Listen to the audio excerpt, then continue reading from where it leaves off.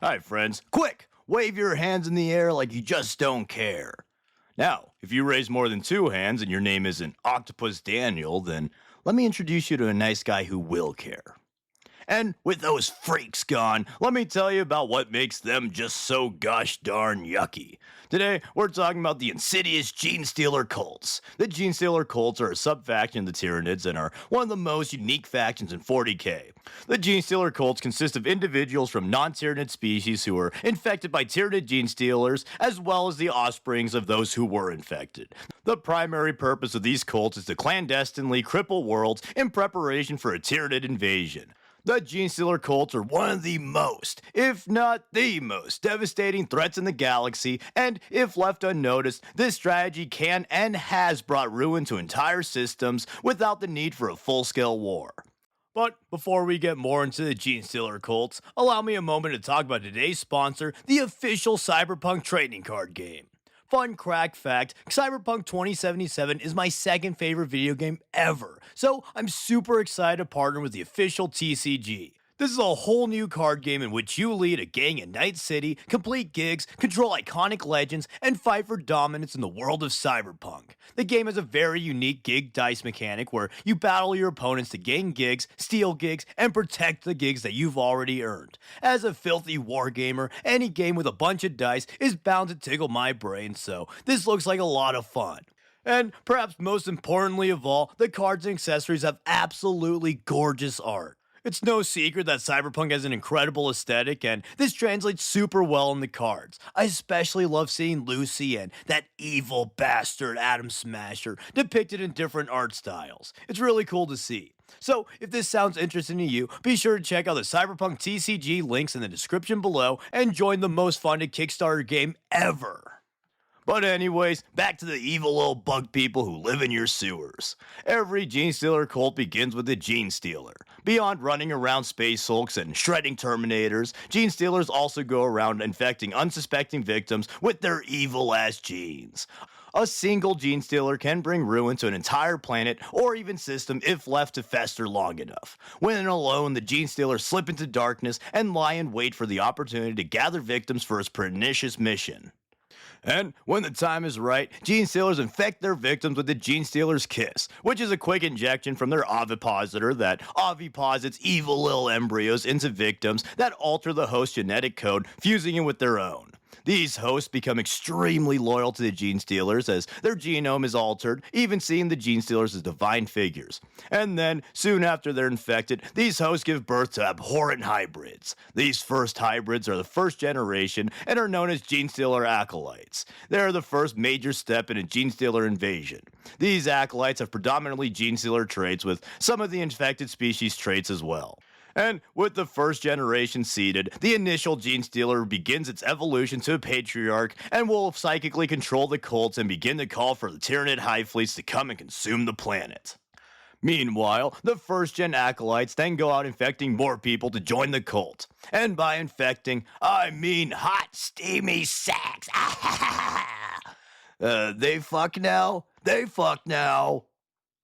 And from here, the cults will begin to exponentially grow as the acolytes and their offspring breed more and more victims. The offspring of the first generation acolytes and indigenous species are slightly closer to the victim species, but still display prominent Genestealer traits. The second gen hybrid acolytes will continue to breed with the indigenous species to create the third generation, which are the first to appear mostly as the victim species.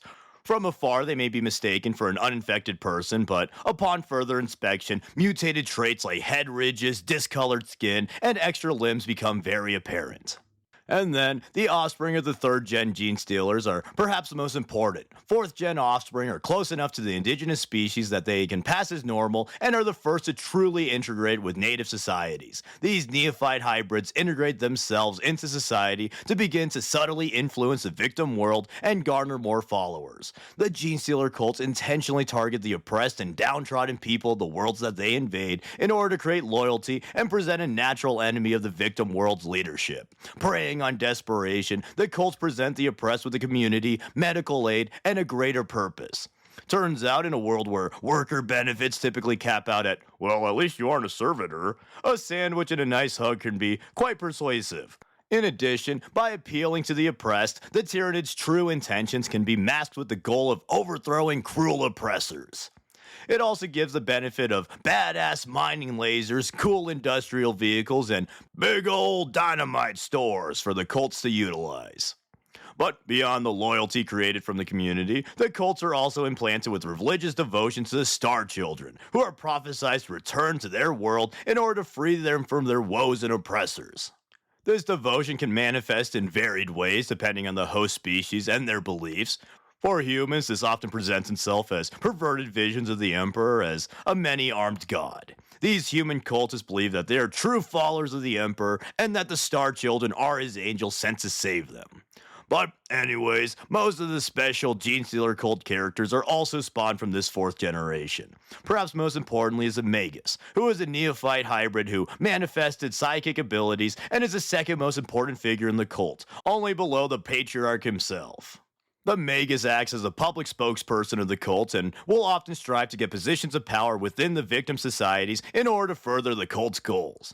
Another notable mutation are the Genestealer aberrants. These are highly mutated abominations that can spawn from any generation. These hulking beasts are powerful warriors, but are typically hidden until the Day of Ascension since they are so clearly inhuman and they risk exposing the cults.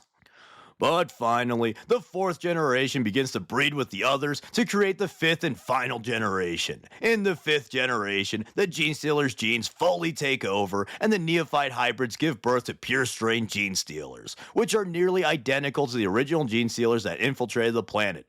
These monsters are seen as beautiful little babbies, and the other generations are psychically compelled to protect them at all costs so that they may mature into pure strains that will greatly aid the approaching hive fleets.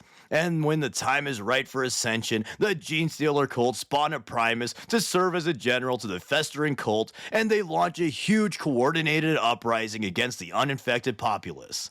Uncompromised planetary leaders are assassinated, acolytes and cultists reveal themselves in full to battle local PDFs, and pure strain Genestealers are unleashed to wreak havoc upon the world. With the grand ambush decades or even centuries in the making, the cult topples the victim world to prepare for the arrival of their prophesied saviors. And as the Hive Fleet approaches the planet, the Genestealer cults are enraptured by fanatical vindication as the Nids make planetfall and fight alongside the cultists against their oppressors. Then, when the victim planet is fully conquered, the cultist devotion is rewarded with tooth and claw as the Tyranids turn on their loyal followers and devour them just the same as any other victim. The cult's elation quickly turns to panic and heartbreak as their saviors tear them to shreds. Nothing more than biomass for the swarm. And with that uplifting note, that's the basics on the Genestealer cults. They're honestly one of the most fascinating and tragic factions. No matter how well things go for the cults, they will inevitably face annihilation, either from their own angels or those of the enemy. And despite being so alien, they're frequently characterized in a very human way, arguably more so than regular humans in a lot of the novels. Like, Day of Ascension does a great job of making the cult sympathetic despite them being gross monster bug people. It's also just a really great book that's quite unique to most other 40k novels in my opinion. Despite the fact that the GSE and Mechanicus aren't really my top factions, Day of Ascension is one of my favorite Black Library novels. In addition to that, though, their strategy is wholly unlike any other faction in 40k, which is another huge pro for them. Their whole patient ambush MO is quite fun, and they're famously one of the most unique and interesting armies on tabletop.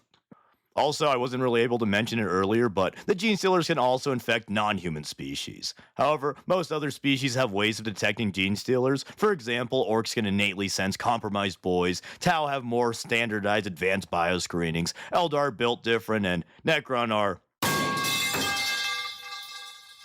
In addition, some species simply aren't worth the effort of infecting, so Genestealers will usually target humans since they're relatively easy to infiltrate and are impactful in the galaxy. But with that, let me know what you think of the Genestealer cults. They're not my favorite faction, but they're always interesting to read about. Eventually, I will cover their cool cults and unique units. Oh, Kellermorph, my beloved. One of the coolest models ever. Anyways, don't forget to check out the official Cyberpunk trading card game. Links in the description below. And of course, thank you for watching, and thank you to all my awesome patrons. You're all very epic, and you guys really help the channel a lot. And as always, please like, comment, subscribe, and consider sharing to all your evil little bug friends. Sigh, the old Brood Brother box, a good way to get a free heavy weapon team. Until those bastards at GW killed it.